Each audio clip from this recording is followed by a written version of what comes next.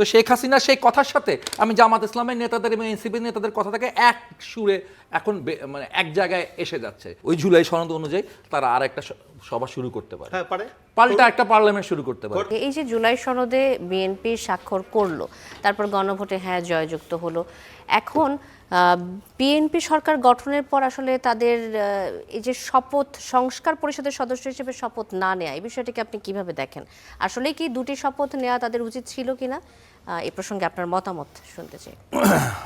ধন্যবাদ। বিএনপি সংবিধান সংস্কার সভার শপথ নেয় নাই, একটি শপথ নিয়েছে। জনগণ আসলে বিএনপিকে যে কাজ করতে পাঠিয়েছে বিএনপি সেই কাজটি করেছে। জনগণ তাদেরকে সংসদ সদস্য হিসেবে নির্বাচিত করেছে। নির্বাচনের সময় কেউ এসে বলে নাই যে আমি কিন্তু একই সাথে এমপি হচ্ছি এবং এমএলএ হচ্ছি, আমাকে দুইটি পদের জন্য একটি ভোট দেন, কেউ বলে না। সবাই এমপি হতে চেয়েছে, মেম্বার অফ দ্য পার্লামেন্ট আছে। জনগণ তাই মনে করেছে তার এমপি হবে। জনগণের পরে একটু বিভ্রান্ত হচ্ছে, আরেকটা শপথ কেন নিতে হবে? এই শপথের কথা কি জনগণের কাছে আগে প্রকাশিত করেছিলেন? আপনাদের ফেস্টুনে, আপনাদের পোস্টারে, আপনাদের ইয়াতে কোথাও করেন নাই আপনারা। বিএনপি যা করেছে বিএনপি সেটা করেছে। এই ক্ষেত্রে বিএনপিকে অভিবাদন জানাই যে বিএনপি এই জায়গায় সংবিধানকে রক্ষা করেছে।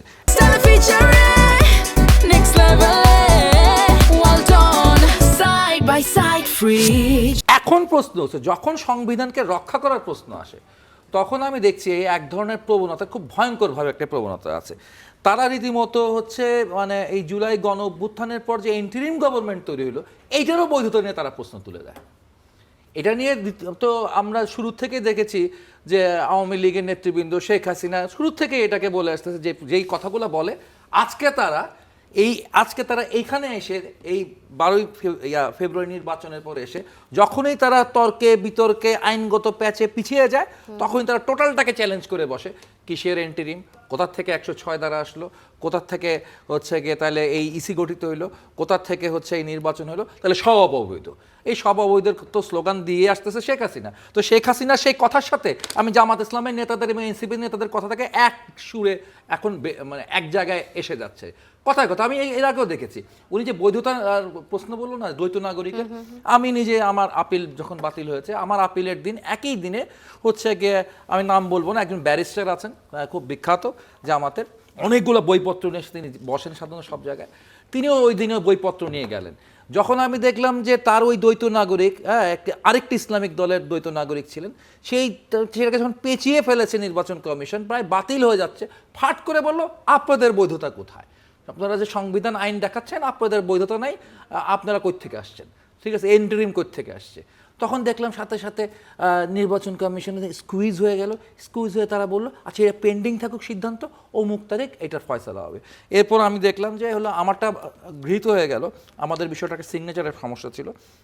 পরে তো দেখলাম যে হচ্ছে ঠিকই ওই ব্যক্তি তার হচ্ছে গিয়ে বৈধতা পেয়ে গেল।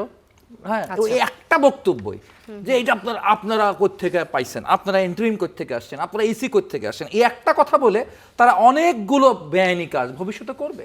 ভবিষ্যতে যে কেউ বেআইনি কাজ করে বলবে আমারটা বেআইনি হয়, আপনারটা বেআইনি না।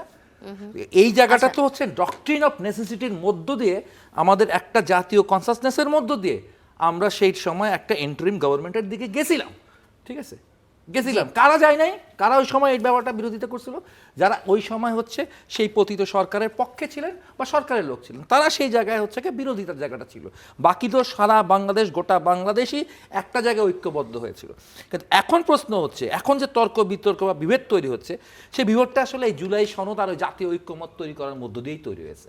জাতীয় ঐক্যমতের মধ্যে দিয়ে আসলে একটা জাতীয় ভিন্ন মতের চাষ হয়েছে, একটা জাতীয় ভিন্ন মতের চাষ হয়েছে। এবং সেই জাতীয় আসলে এই যে সনদ টনদ, এটা আসলে মূল উদ্দেশ্যটা কি? মূল উদ্দেশ্যটা হচ্ছে এই রাষ্ট্রটার সংস্কার করতে হবে, রাষ্ট্রটার মেরামত করতে হবে। এই রাষ্ট্রটার যে মধ্যে যে একটা ফ্যাসিবাদী প্রবণতা তৈরি হয়েছে, এই প্রবণতার হাত থেকে আমাদেরকে বের হয়ে আসতে হবে। এটাই ছিল আমাদের মূল লক্ষ্য। এখন যেটা হয়েছে, এই লক্ষ্যে আমরা কেমনে যাবো? এখন দেখেন, যদি সংবিধান সভার হচ্ছে গিয়ে শপথ বিএনপি নিলই না, হ্যাঁ, এটা ইভেন কি তারা হচ্ছে সংসদে বসে এটা করলো না, কিন্তু তারা যদি হচ্ছে যে মূল জিনিসটা আছে, এই যে ঐক্যমতের, সংস্কারের ঐক্যমতের যে সমস্ত বিষয়গুলো আমরা ঐক্যমত হয়েছিলাম, মানে যেই বিষয়গুলো ঐক্যমত হয়েছিল, সেই বিষয়গুলো যদি তারা একের পর এক অ্যামেন্ডমেন্টের মাধ্যমে অগ্রসর হয়, একের পর এক পরিবর্তন করে, তাহলে কোথাও কোনো ধন্যবাদ, সমস্যা আছে? ডক্টর সাজ্জাদ আর নাকি হোসেন আরেকটা মজার কথা বলি, এই প্রসঙ্গটা 60 জনের ধরে কোরআনের আসি। একটা ব্যাপার আছে না, এই জুলাই সনদের ব্যাপারে দেখেন কতটা অনভিজ্ঞ এই বিখ্যাত হচ্ছে গিয়ে আলী রিয়াজ 60 জনের কোরআন দিছে। এখন বিএনপির তো 2/3 মেজরিটি তারা শপথ করেনি, কিন্তু ওনারা তো হচ্ছে করেছেন শপথ, হ্যাঁ ওনারা 60 জনের বেশি শপথ করছে। ওনারা ইচ্ছা করলে কিন্তু ওই জুলাই সনদ অনুযায়ী তারা আর একটা সভা শুরু করতে পারে, হ্যাঁ পারে, পাল্টা একটা পার্লামেন্ট শুরু করতে পারে। করতে পারে। অর্থাৎ জাতিকে কত বড় ভিন্নমত, কত বড় জাতীয় বিভক্তির জায়গা নিয়ে গেছেন এই হচ্ছে আলী রিয়াজের এই জুলাই সনদের মাধ্যমে। ডক্টর সাজিদুল হক রুবেল, ধন্যবাদ। আর আবারও মানুষ আসবো এগুলোর আপনার কাছে। জন্য হ্যাঁ দেয় নাই, এগুলার ম্যান্ডেট দেয় নাই, কিন্তু কিসের মানুষ জন্য ওই 4টা প্রশ্ন করছিলেন না, ওই 4টা প্রশ্নের মধ্যে থাকেন, ওই 4টা প্রশ্নের হচ্ছে কি ম্যান্ডেট দিয়েছে জনগণ। আচ্ছা, মানুষ ওই সংস্কারের 84 জন্য এই 4-এর আল পিছে মামুন রাসেল, 84 আরো 80টা প্রস্তাব আল আছে। মামুন রাসেল